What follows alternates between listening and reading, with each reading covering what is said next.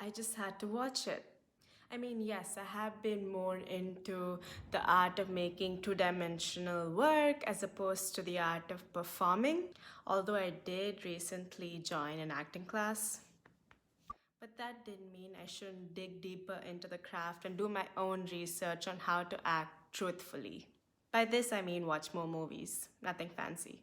And I thought, what better way to do this than to go and watch Mindy Kaling's latest creation, Late Night? I mean, she definitely has some Tamil in her, just like me, and she's made it all the way into the heart of Hollywood, unlike me.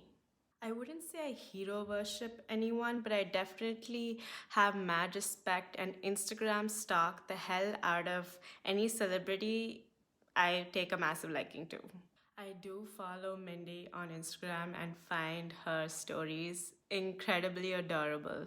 Not to go into a review of her Instagram presence, but I do enjoy the way she portrays fashion and food in a very like whimsical, fun, quirky manner. It's like she's a little kid in an adult body. Although she does look pretty damn young for being over 40. She is someone who is excited about every little thing, and I do not think there's a better way to live. Man, I want to live exactly like that. Feels so good to even say it aloud. Now, I don't regularly go to the movies by myself. Walking past the popcorn area, I was instantly reminded of 13 Reasons Why, a TV show I'm sure most of you are familiar with. Well, if you're not a Netflix addict and you actually have a life, well, this is a show about a girl who kills herself, yes, and discusses 13 reasons why she did it. Anyway, why I remembered this was she was a concession worker working at the movies in the show. It immediately made me want to go and hug the cashier, handing me the bag of popcorn immersed in butter. And then I came to my senses and told myself that working at the movies was not why she killed herself. These people are fine. When I realized that the popcorn was extremely lifeless and the butter was yucky, I no longer wanted to show any love towards the cashier.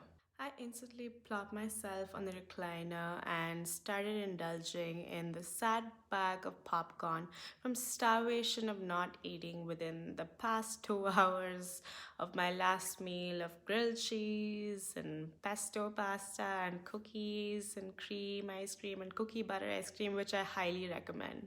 The movie checked off all my expectations. It was light, humorous, emphasized love and relationships and friendships, betrayal, trust. And, it takes us through the drive of a career woman in the one and only New York City. It's a sort of movie where you hug a soft pillow and you relate to every scene. It's definitely a feel good movie. Just like Mindy's Instagram stories. I identified the parallel. I wonder if anyone else in the theater did too? I considered yelling out and asking since there were only like 8 others in the theater.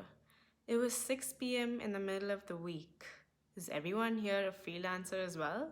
When I got home, I wanted to paint something that reflected an outsider's perspective of what life in New York City seemed like. I ended up falling asleep and woke up to the sound of frogs, and I decided to maybe paint that instead. Fell asleep again. When I woke up at 11 a.m., I forgot about both ideas. Life of an artist indeed.